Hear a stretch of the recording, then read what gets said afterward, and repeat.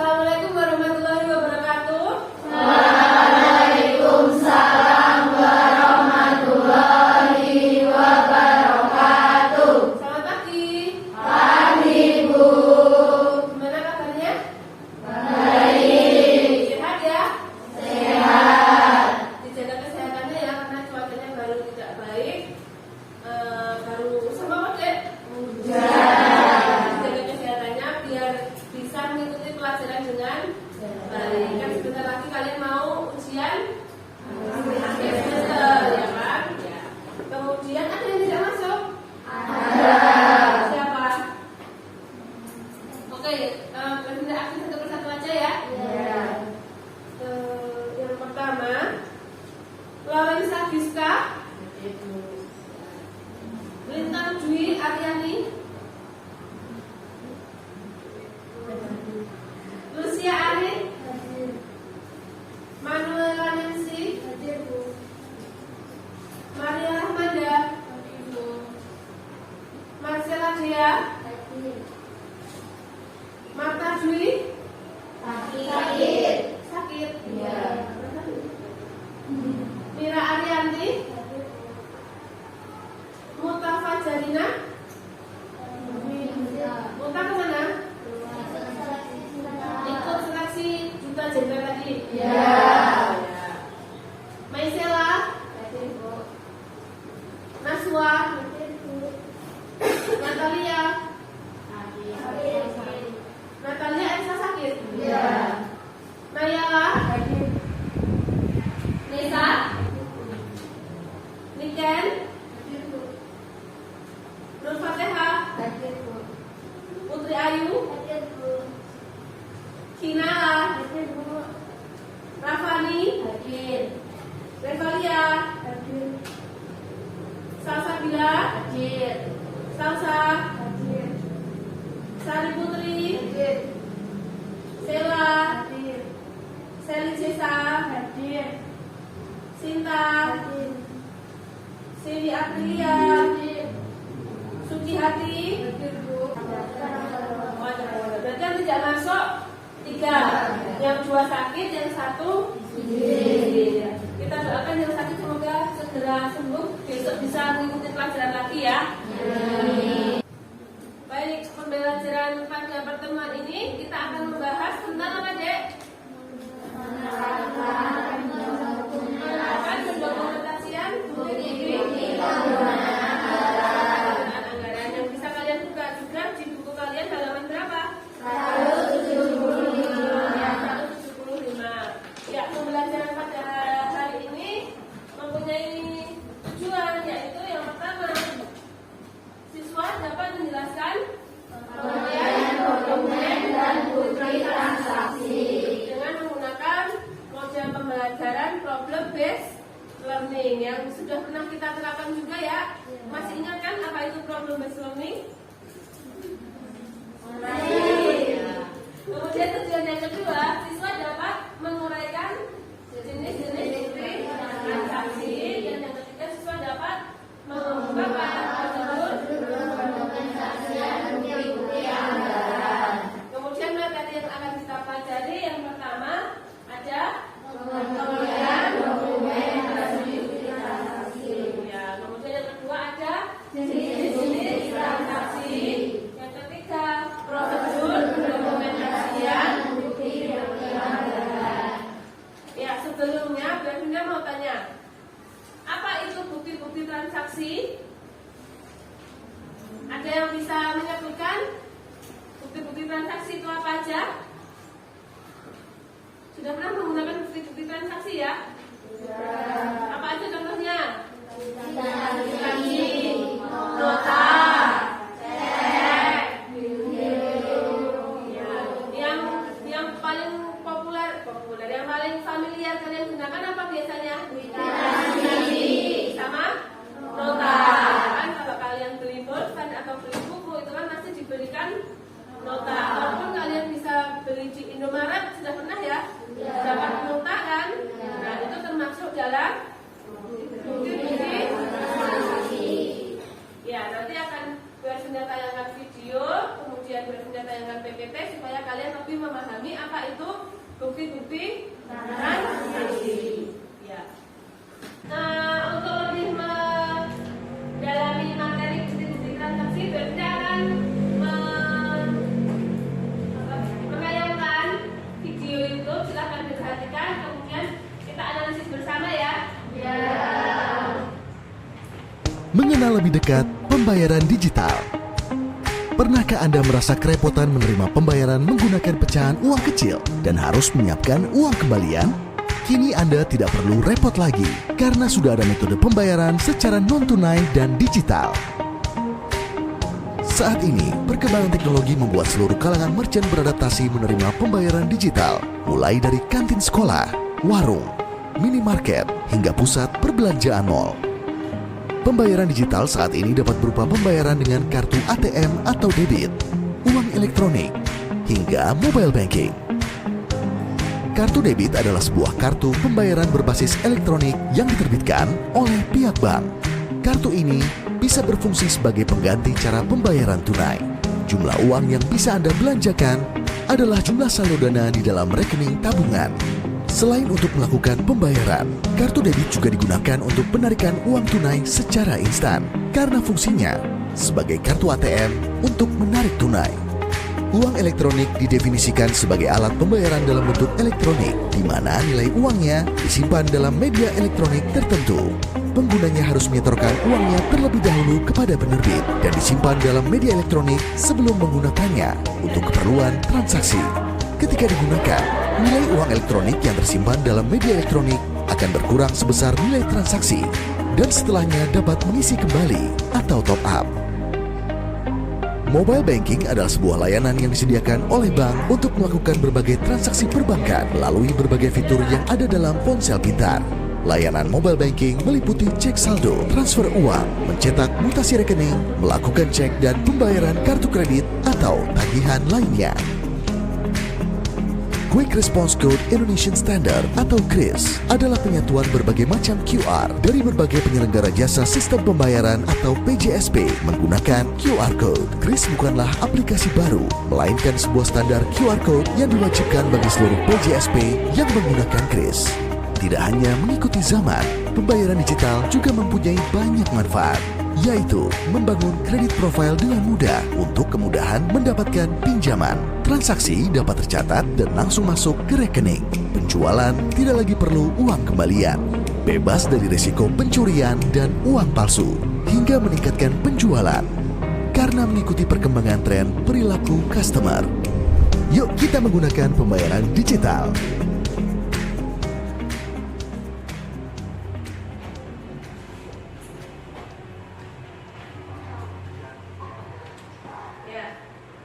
Sudah selesai videonya, yang mengeluarkan siapa tadi? Bank Indonesia. Jadi langsung yang mengeluarkan Bank Indonesia. Tentang apa tadi videonya? Tentang transaksi digital. Ada yang sudah pernah menggunakan transaksi digital? Ya, silahkan. Apa? Pernah menggunakan apa? GoPay. Pakai GoPay. Buat apa? Beli GoFood ya. Sudah banyak yang menggunakan GoPay ya di sini ya. Selain itu, tadi yang baru datang, Muta tadi habis dari mana, Mut? Saya habis dari sosialisasi Duta Jendra ya. Sudah pernah menggunakan apa tadi transaksi digital? ShopeePay. Sudah pernah menggunakan ShopeePay ya? Buat beli apa? Buat beli barang di Shopee. Ya. Berarti kebanyakan sudah mengenal apa itu transaksi digital atau apa namanya, bukti transaksi digital ya. Kalau di Shopee, di OVO itu ada buktinya enggak? Ada. Jadi semacam apa? Kwitansi gitu ya. Ya. Kemudian ada lagi yang sudah pernah menggunakan mungkin? Ya, menggunakan apa? M-banking untuk transfer ya berarti ya. Ya berarti kelas ini canggih-canggih semua ya. Kemajuan teknologinya. Jadi sudah pernah ada yang menggunakan OVO, kemudian ShopeePay, sama mobile banking untuk transfer. Berarti kalian sudah mengikuti kemajuan zaman. Kalau zaman dahulu kan berpindah transfer ya harus ke bank, pembayaran juga harus menggunakan uang tunai, kemudian buktinya juga secara apa itu Dek? Secara kertas itu ya, secara kertas, secara manual, kadang masih ditulis notanya gitu. Tapi zaman sekarang sudah banyak yang menggunakan dengan metode digital maupun metode elektronik seperti itu. Sampai sini mungkin ada yang ingin ditanyakan? Belum atau tidak ya? Nah, BPD akan menampilkan PPT untuk kita lebih mengenal apa itu bukti-bukti transaksi. Tetapi di sini kita belajar dulu bukti transaksi yang secara manual atau secara apa caranya, cara jadul gitu ya, masih dengan bukti transaksi nota, faktur seperti itu. Kita pelajari itu terlebih dahulu ya.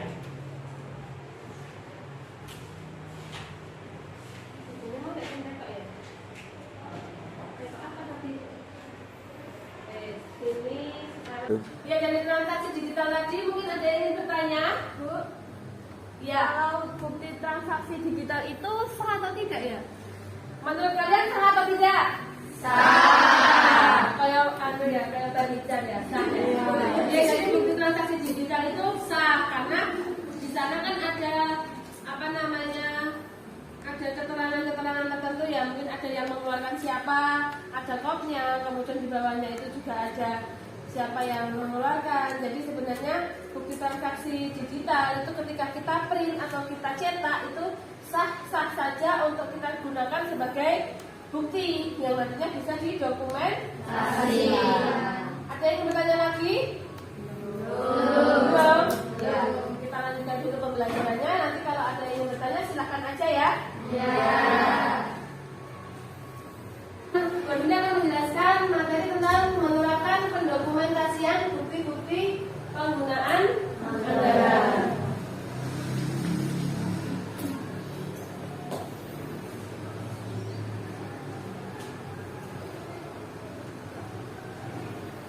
Nah, manfaat bukti transaksi yang pertama apa? Sebagai media yang berisikan data informasi keuangan. Sebagai media yang berisikan data informasi keuangan. Jadi di dalam bukti transaksi itu kamu diberikan apa? Informasi tentang data keuangan, baik itu pembelian maupun penjualan. Jadi tidak hanya pembelian aja yang bukti transaksi itu. Jadi kadang-kadang kita sebagai penjual juga mempunyai bukti transaksi. Intinya ada faktur seperti itu. Jadi kalian mencatat sebagai penjual ya, kalian mencatat bukti pengeluaran barang-barang kalian ataupun jasa-jasa kalian yang kalian tawarkan seperti itu. Kemudian yang kedua, manfaatnya apa? Sebagai dasar pencatatan akuntansi. Nah ya, sebagai dasar pencatatan akuntansi atau pencatatan di laporan keuangan. Jadi sebelum mencatat laporan keuangan itu kan kita harus punya bukti transaksinya atau bukti apa namanya, kalian mengeluarkan dana berapa atau menerima dana berapa. Nah itu ketika kita tidak punya bukti transaksi, maka kita tidak bisa menuliskan atau tidak bisa mencatat ke dalam bentuk laporan. Jadi kayak gitu. Kemudian yang ketiga manfaatnya Untuk menghindari terjadinya duplikasi pengumpulan data keuangan. Nah, untuk menghindari terjadinya duplikasi pengumpulan data keuangan. Tahu maksudnya? Jadi biar tidak ada duplikasi. Apa itu duplikasi? Penggandaan. Jadi pencatatan ganda gitu ya. Jadi kalau ada bukti transaksinya itu jelas. Oh, bukti transaksinya tanggal 3 November misalkan aja seperti itu. Nah kalau sedangkan tidak ada bukti transaksinya, mungkin Putri bilang, Bu saya membeli bolpen tanggal 3 November sebesar 13.000. Nah Kak Fani bilang, Bu saya juga membeli bolpen tanggal 3 November sebesar 13.500. Nah itu kan ada duplikasi, dua transaksi yang sama, tetapi karena dua orang yang menyampaikan dan nominalnya berbeda, itu kan jadi kebingungan nanti untuk si pencatat keuangannya. Gitu ya, paham ya tentang duplikasi ya? Kemudian manfaat yang selanjutnya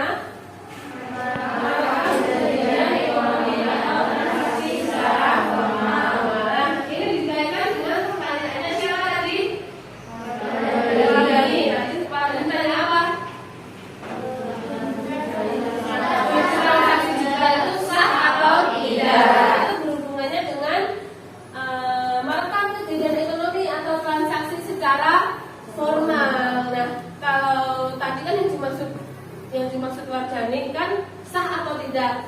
Nah, kalau itu sebenarnya sah itu bisa dikatakan sebagai bukti transaksi ya formal seperti itu ya.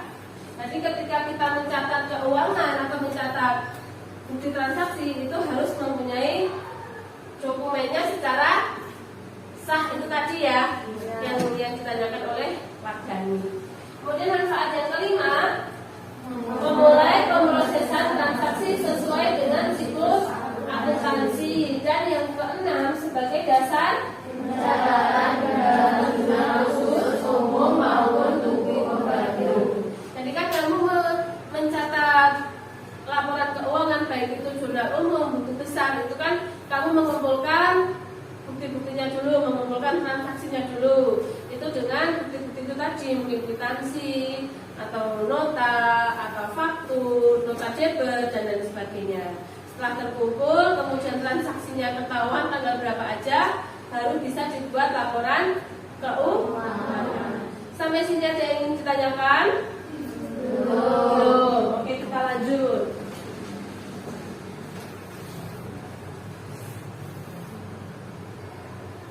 Nah, jenis bukti transaksi itu ada berapa? Dua. Yang pertama apa?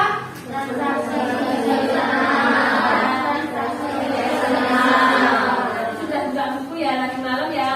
Bukti transaksi internal dan bukti transaksi eksternal. Nah, yang ada di PPT-nya berpindah ini adalah jenis-jenis bukti transaksi internal. Apa aja macamnya? Memo, bukti kas keluar, bukti kas masuk. Memo itu adalah bukti atas transaksi keuangan perusahaan yang dibuat oleh pimpinan perusahaan kepada intern perusahaan. Jadi kalian tahu nggak apa bedanya intern dan eksternal?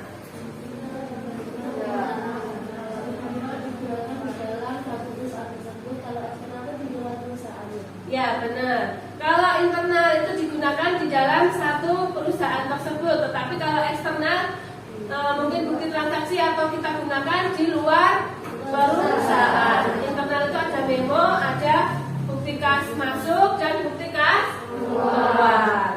Jadi kita membuat sebagai apa ya namanya, bendahara. Kita sebutnya bendahara aja ya, mudah ya.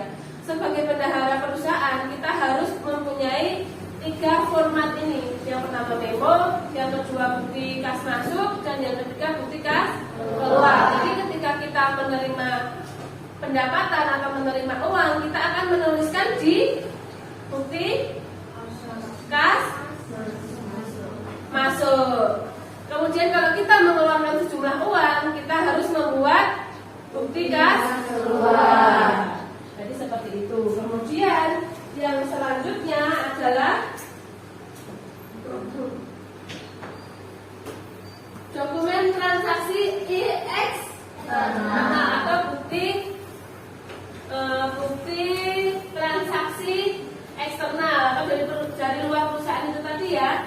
Nah, macamnya ada banyak. Coba dibacakan salah satu. Hari ini tanggal berapa? 27. Absen 27 siapa? Ya, silahkan dibaca. Ada apa aja itu? Yang pertama, Dokumen transaksi eksternal. Yang pertama kwitansi, kontan, cek, bilet giro, rekening, bukti setoran bank, faktur, nota kredit dan nota debit. ya itu macam-macam dari dokumen transaksi eksternal. Ya, dari yang dibacakan siapa sini? Tadi ada mulai dari kwitansi sampai dengan nota debit. Yang paling familiar untuk kalian itu yang mana? Kwitansi, cek. Jadi sudah pernah menemui semua ya. Kalau cek mungkin kamu tahunya di mana? Dari sinetron ya. Ya nggak apa-apa. Yang penting kamu tahu. Oh, cek itu bentuknya seperti ini, gunanya untuk apa? Nah, kalau menurut kalian yang belum kalian pahami atau kalian masih apa namanya, masih bingung, yang mana? Ada yang bertanya? Ya, Putri. Bedanya nota kredit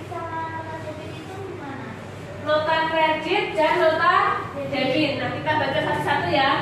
Nota kredit itu bukti transaksi yang dibuat oleh Saatnya jam kelima dimulai. It's time to begin the fifth lesson.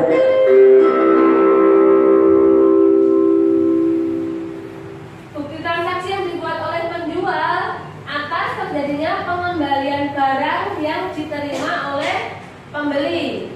Jadi yang membuat siapa dulu? Kalau nota kredit? Penjual. Nah, kalau nota debit, bukti transaksi yang digunakan sebagai bukti perusahaan telah mendebit akun pelanggannya. Berarti yang membuat perusahaan atau kok bukan? Yang membuat pembeli. Jadi bedanya nota kredit dan nota debit itu, nota kredit itu yang membuat penjual. Jadi misalkan gini, Bu Ervinda adalah penjual, kalian pembeli. Kamu membeli sejumlah barang ke Bu Ervinda, tetapi dalam kondisi yang rusak. Kamu mengembalikan barang tersebut. Nah, Bu Ervinda menerima barang pengembalian dari kalian, kemudian Bu Ervinda membuat nota kredit. Sampai sini paham? Nah, kemudian kamu sebagai pembeli mengembalikan barang ke Bu Ervinda, kalian harus membuat nota debit. Paham ya? Ada yang ditanyakan lagi? Baik, untuk lebih mendalami materi dan kita mau belajar studi kasus, Bu Ervinda akan membentuk kelompok ya. Satu kelompoknya 6 orang. Akan tadi kan yang tidak masuk 3, jadi 6 dan ada yang 7 gitu ya. Berhitung sampai nanti yang terakhir, sisanya itu masuk ke yang 7 itu tadi. Jadi hitungnya 1, 2, 3, 4, 5, 6 ya. Mulai dari belakang gantian. Mulai dari Manda ya. 1, 2, 3, 4, 5, 6, 1, 2, 3, 4, 5, 6, 1, 2, 3, 4, 5, 6, 1, 2, 3, 4, 5, 6, 1, 2, 3, 4, 5, 1, 2, 3. Ya. Yang kelompok 1 coba angkat tangan. Sudah menghitung ya? Coba kelompok 1. Yang dapat nomor 1. 1, 2, 3, 4, 5, 6. Kelompok yang dapat nomor 2. 1, 2, 3, 4, 5, 6. Kelompok 3. 1, 2, 3, 4, 5, 6. 4. 1, 2, 3, 4, 5. Berarti 5 ya. Kemudian kelompok berapa? 5. 1, 2, 3, 4, 5. Satu lagi kelompok 6. Ini juga isinya 5. 1, 2, 3, 4, 5. Benar ya? Semua sudah dapat kelompok? Silakan bertemu dengan kelompoknya masing-masing.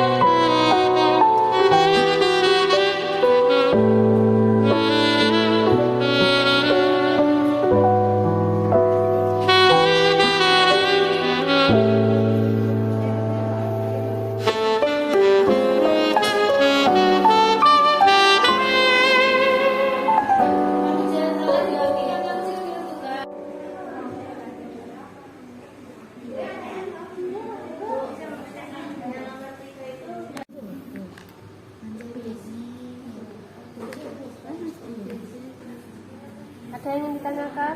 Ada Bu, yang nomor 3 itu aplikasinya yang kita pernah alamin atau setahu kita? Semua setahu kamu, jadi semua yang kamu ketahui aplikasi yang bisa menerapkan transaksi digital itu kamu tuliskan di pekerjaanmu. Jadi tidak harus yang pernah kamu alami. Iya Bu, terima kasih. Ini anggotanya berapa? 5 ya? 5. Oke.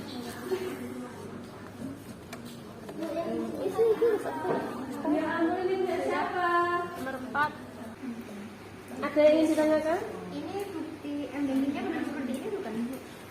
Itu bukti M-Banking real? Iya ya? Iya. Ada ini ya? Nomor rekeningnya? Sensor Bu. Oh udah disensor? Oh ya udah. Nominalnya nggak disensor nggak apa-apa sih. Tujuannya aja. Ya itu transfer siapa? Yang lainnya udah ya? Oke, bukti transaksi digital. Ini apa? Shopee Pay? Iya. Sudah, cuma itu aja. Nanti tambahin ya sama yang punya mungkin OVO atau di Gojek kan ada tuh GoPay dan lain sebagainya. Ya. Sudah dek. Dapat apa aja bukti transaksinya digital?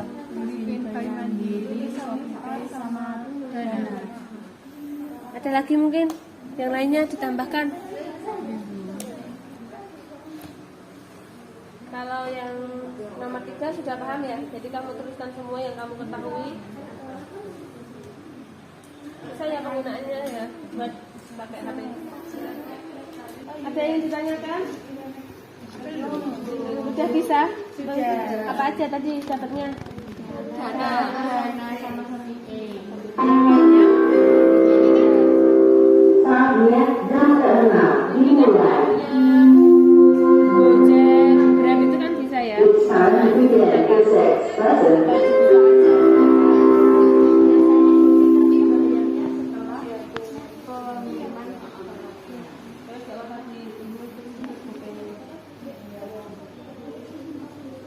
Kelompok sini ada kendala nggak? Ada kendala nggak? Sudah dikerjakan di kalian. Sudah dapat apa aja? Santai lagi ya. Shopee-nya di sini ya. Sudah selesai pengerjaannya? Sudah jadi Word sama PPT-nya ya? Sudah. Pembelajaran pertemuan kali ini sudah cukupkan sampai pada diskusi dan pembuatan materi presentasi melalui Word dan PPT aja. Sudah kalian kirimkan ke Google Drive USB enggak? Sudah. Oke, berarti pertemuan yang kedua atau pertemuan yang akan datang kita akan melakukan apa? Presentasi. Satu persatu ya. Kemudian ada yang ingin ditanyakan dulu? Belum. Kalau tidak ada, silahkan kembali ke tempatnya masing-masing untuk kita menyimpulkan pembelajaran hari ini. Itu ya, silahkan.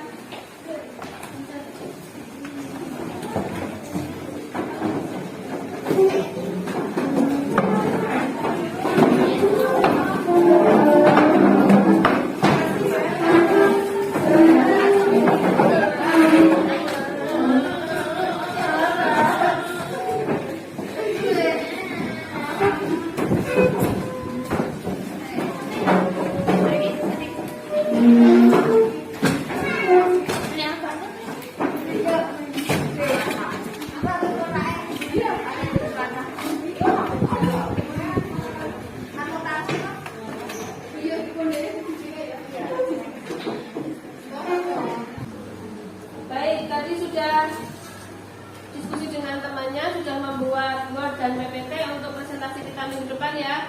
Pembelajarannya cukup di sini. Mungkin ada yang bisa menyimpulkan dari pembelajaran kita hari ini? Saya Bu. Ya, udah silakan. Saya jadi kesimpulannya pembelajaran kali ini bukti transaksi seperti OVO, Shopify, dan Dana termasuk dalam bukti transaksi digital.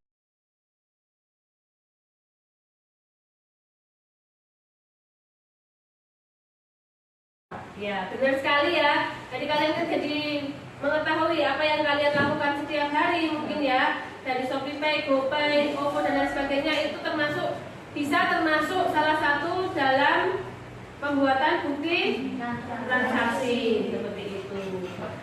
Kemudian mungkin ada yang ingin ditanyakan lagi sebelum kita presentasi minggu depan? Tidak ada. Kalau tidak ada, boleh kita akhiri pembelajaran hari ini. Kurang lebihnya mohon maaf. Wassalamualaikum warahmatullahi wabarakatuh. Waalaikumsalam.